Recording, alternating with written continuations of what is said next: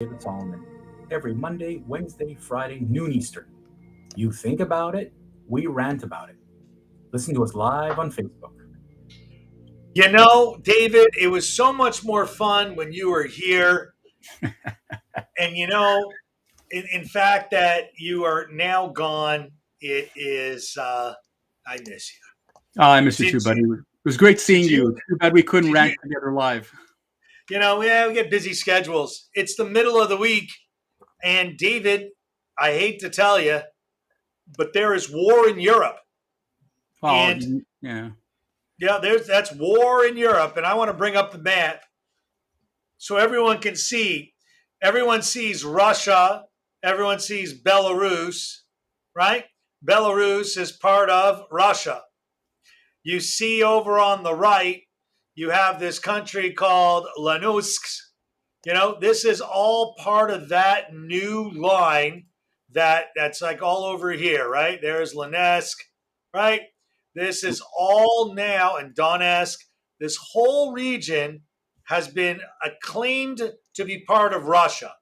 But when everyone looks at Putin on how this started in 2014 with Belarus and with Lanesk and Donetsk, people forget that the Ukraine is right next to Poland, Romania, Moldova, Hungary. Does everyone not see that he wants to reconstitute the former Soviet Union in Stalin's glory? I got to tell you, David, if I was a betting man, this gentleman by the name of Putin, he isn't going to stop and he's going to starve his people. And you know what? Ammonia nitrate still hasn't made the news.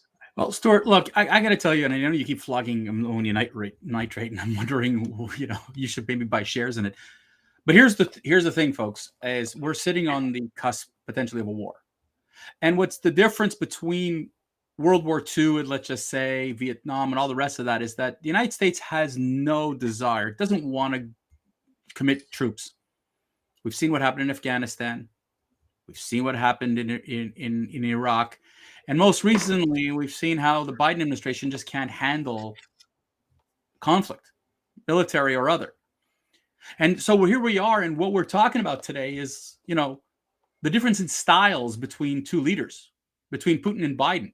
And you're right, Stuart. Putin has every desire. He wants to reestablish the old Soviet Union. It's funny. I had this whole conversation last night about that. The whole purpose is to keep the West away and to reestablish the Russians, or the Soviets, if you will, as a global superpower. Unfortunately, America as a world defender and superpower is dying. Okay, we're dying. And in the last 2 out of the last 3 presidents, we've seen this poor style of leadership. Okay, I mean, this is just ridiculous. When you look at, Stuart, when you look at what's going on right now, Obama did nothing when Putin grabbed the Crimea in the Ukraine. Right, the red line, a very famous his red line. He did the same thing with Syria. Did the same, and now it's the same thing. So let's talk about styles here, okay? Because we can't control the war. We don't know what the war is going to be like. But let's talk about styles, okay? And let me talk about the first one, and that is your president. Your president likes to talk with this, like he claims to talk softly, but he claims to carry and wield a strong stick. And even the folks in, on the liberal media are going, we're about to go to war, and you're talking. There's no Kennedy-esque move here. There is no. When you think about what happened in the the Cuban Missile Crisis, Kennedy stood up. Kennedy stood up and said, frankly, he played a massive game of chicken and won. And here, Biden, who follows in Obama's footsteps, is letting the bully go. Now, who said the word bully, by the way? Do you know who said the word bully? It was not Biden, and it wasn't Boris Johnson. But it was the little country of 17 million people known as Australia. Prime Minister Scott Morrison called it as it is, that he's a bully and a thug. and it needs to be stopped. And instead, Putin is playing Biden. So the difference is that Biden is a terrible poker player. Putin's a phenomenal poker player. Both are megalomaniacs. Both love power. Okay? Putin seized it. Biden is trying to manipulate the system to continue to seize the power, him and the Democrats. Okay? But Stuart, when you think of the styles, Putin's going to win. Why?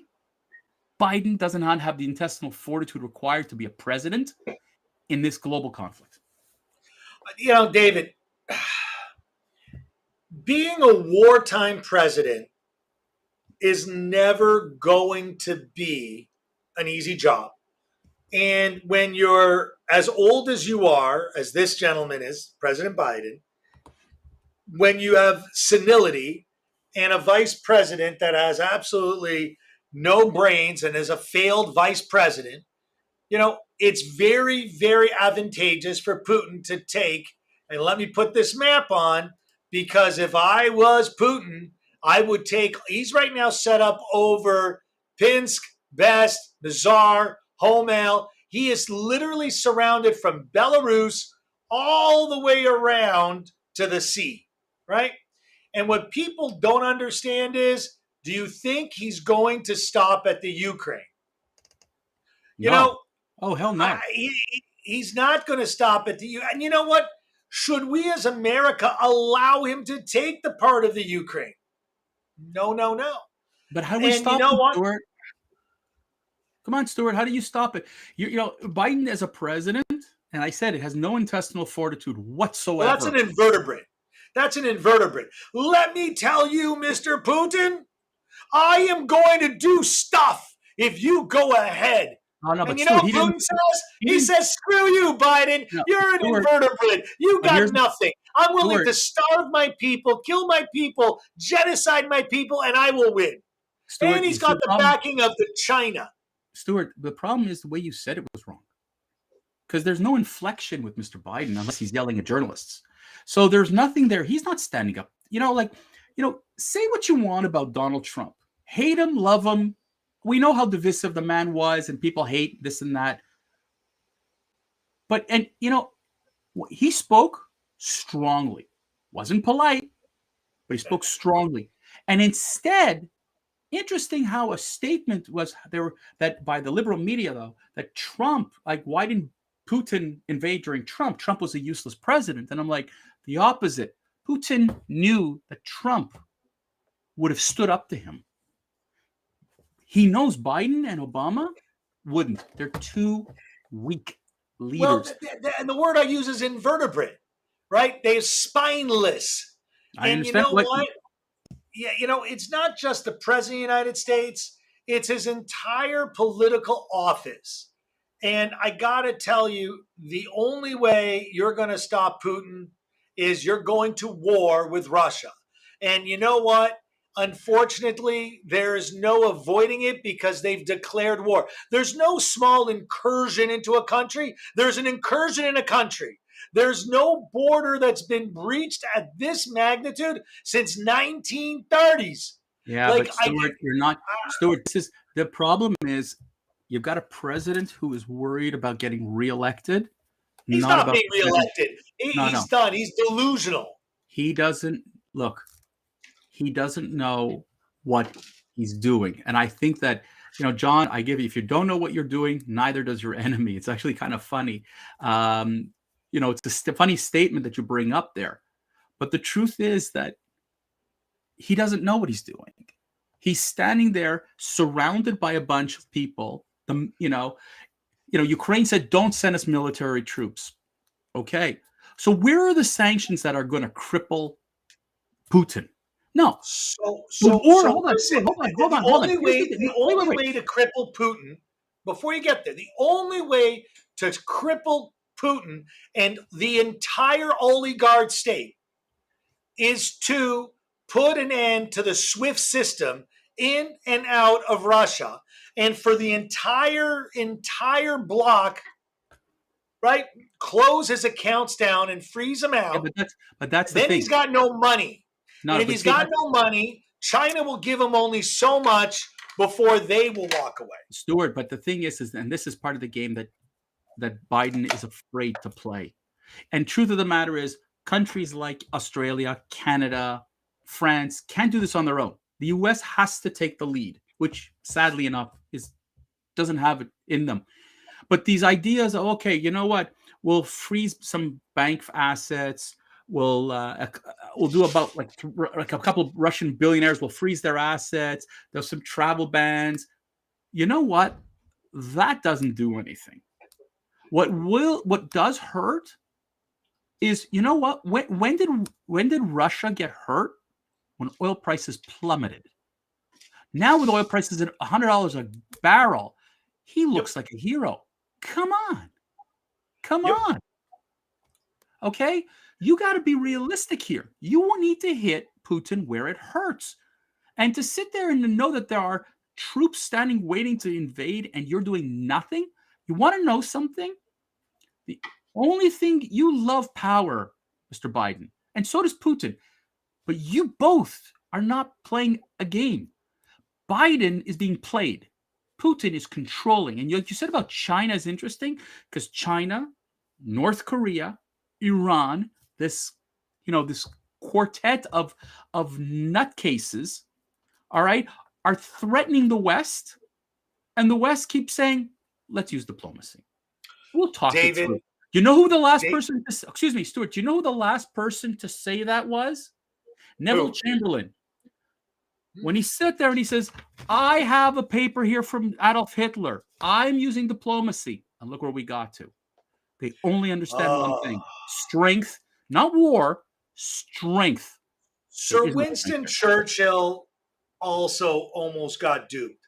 But this is at a time when a generation of leaders knew how to lead. And there is a difference. We are in very, very big trouble. And you know what? The Biden administration almost needs to have this war if they want to remain at 35% favorability in the polls.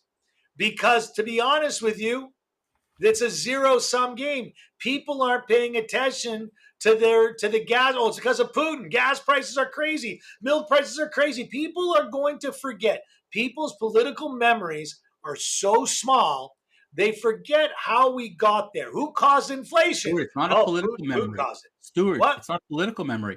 It's all about history. The history behind it. And when I explained it yesterday, because I had my family asked me questions, this isn't a 5-year conversation, a 10-year conversation.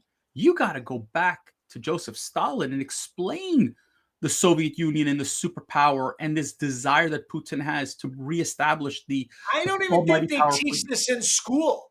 They don't teach it in school. They don't, because you know what? The media is ignoring it. Professors are ignoring it. People are ignoring. Politicians are not talking about it. It's, you know what? That's the dumbing down effect that you have. You know what? I hope we can find the archive picture from the Cold War of the nuclear drills we used to do in school, where we used to jump under the desks. David, I don't know if you remember that. We did that in public school in Montreal. And I got it.